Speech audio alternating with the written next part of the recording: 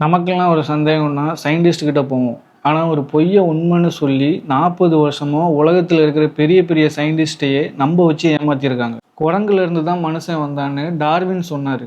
அதுக்கு நடுவுல ஒரு மிஸ்ஸிங் லிங்க் இருக்குன்னு தேடிக்கிட்டு இருந்த காலகட்டத்துல நடந்த ஒரு மிகப்பெரிய பித்தலாட்டம் தான் இது. 1912ல இங்கிலாந்துல இருக்கிற பில்டவுன் அப்படிங்கிற ஒரு ஊர்ல சார்லஸ் டாவ்சன் அப்படிங்கிற ஒருத்தர் மண்ணை தூண்டும் போது ஒரு மண்டை ஓடு கிடைக்கும். அதை எடுத்துக்கிட்டு போய் சயின்டிஸ்ட் கிட்ட கொடுக்கும் போது அவங்க அதை செக் பண்ணி பார்த்துட்டு இது மனுஷ மண்டை ஓடு மாதிரியும் இருக்கு, இது குரங்கு மாதிரியும் இருக்கு, அதனால நாம தேடிக்கிட்டு இருந்த ஆதி மனிதன் இதுதான்னு சொல்லி உலகத்துக்கே அனௌன்ஸ் பண்ணாங்க.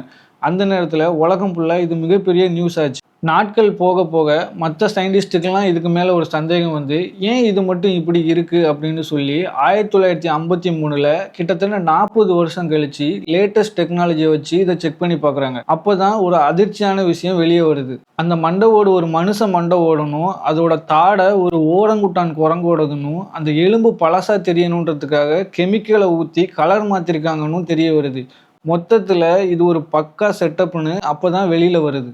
இதை எதுக்காக செஞ்சுருக்காங்கன்னா, இதை கண்டுபிடிச்சவருக்கு பெரிய பேர் கிடைக்கணும். இன்னொன்று, இங்கிலாந்தில் தான் ஆதி மனிதன் உருவானான்னு சொல்லி பெருமைப்பட்டுக்க சில பேர் பார்த்த வேலை தான் இது.